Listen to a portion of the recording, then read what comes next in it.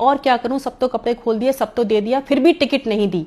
कहा जाता है कि राजनीति में महिलाओं का रास्ता नेताओं के बिस्तर से होकर निकलता है। ये बिल्कुल सच बात है।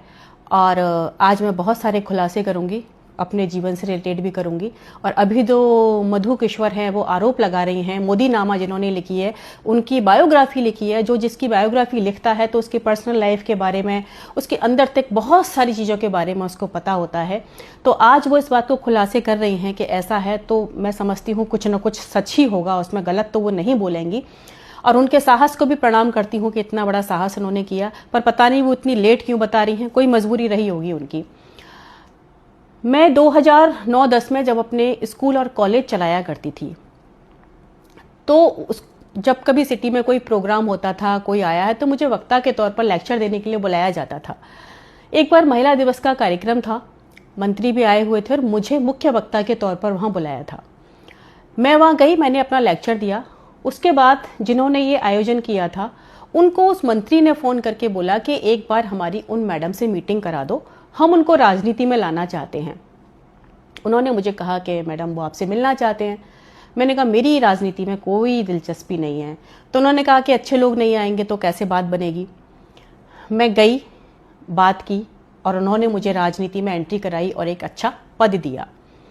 मैं 1 साल ही टिक पाई वहाँ पर, क्योंकि जो अंदर के हालात थे, जो अंदर औरतों की स्थिति थी, वो देखकर मेरा मन पूरी तरीके से खराब हो गया। और ये सच बात है कि 90% महिलाएं जो है इसी रास्ते से होकर वहाँ पहुँचती हैं। 10% महिलाएं सिर्फ वो हैं जो कि या तो बहुत पॉलिटिकल बैकग्राउंड से आई हुई होती हैं मजबूत, या फिर जनता का उनके पास इतना बड़ा समर्थन होता है तब वो वहाँ पहुँचती हैं। 1 साल में मैंने देखा, मैं नीचे से लेकर ऊपर तक हर नेता से मिली, लेकिन सबका एक ही चीज़, give and take, give and take. आपके पास क्या है देने के लिए? काबिलियत नहीं चाहिए किसी को आपकी भाई।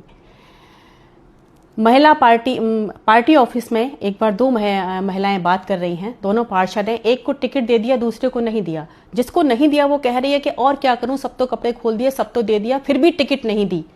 ये सुनकर मैं सन्न रह गई। हमने कहा कि आप इस बलबूते पर राजनीति में आएंगी? तो उन्होंने मुझे कहा कि तुम क्या सोचती हो, तुम अपनी काबिलियत के दम पे ऊपर पहुंचोगी? और उनकी बात सच साबित निकली। मैं जहां कहीं भी जाऊं मुझसे सिर्फ एक ही डिमांड हो। हमने कहा ये तो मेरे बस की बात कभी नहीं है भाई, ऐसी राजनीति को प्रणाम करती हूँ भाई, रखो अपने पास। और मैंने 1 साल के बाद वो राजनीति छोड़ दी। लेकिन 1 साल में मैंने बहुत कुछ अंदर गंदगी देखी, और ये हर पार्टी का हाल है, कोई पार्टी दूध की धुली नहीं है। लेकिन ये सच बात है कि जो धर्म ध्वजा का इतना बड़ा काम कर रही है ना, जितनी धर्माधिकारी उतनी बड़ी व्यभिचारी। उनका सिर्फ एक चेहरा है, अंदर बहुत गंदगी है सबके। मेरा कॉलेज का काम था, और कॉलेज का काम यहाँ जो गवर्नर थे उस समय पे, अब वो नहीं है, कल्याण सिंह, उनसे मैं मिली उस कॉलेज के काम के लिए।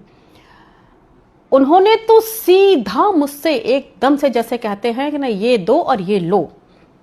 हमने कहा ये क्या तरीका है भाई? और उन्होंने मेरा काम नहीं किया। जब मैंने मना कर दिया कि मैं ये तो नहीं कर पाऊंगी कैसे भी, तो उन्होंने मेरे कॉलेज में 10 कमियां निकाल दी। अब मुझे पता था कि ये नहीं चलने देंगे। आखिरकार मैंने वो कॉलेज बंद कर दिया।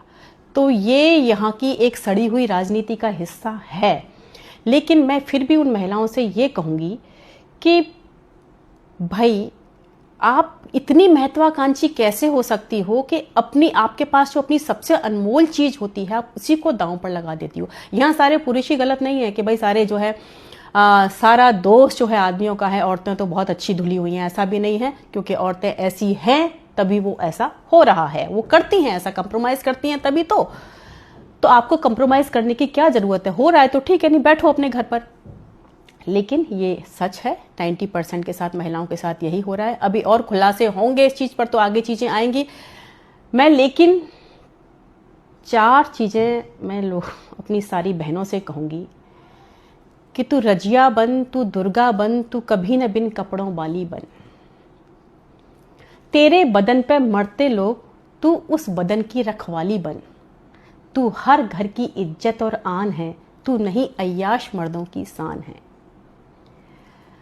तू पैसे पर मत नाच, तू पैसा बरसाने वाली देवी बन। नाचना बुरी बात नहीं है, वो भी एक कला है, पर तू अय्याश मर्दों को, जल्लादों को नचाने वाली बन।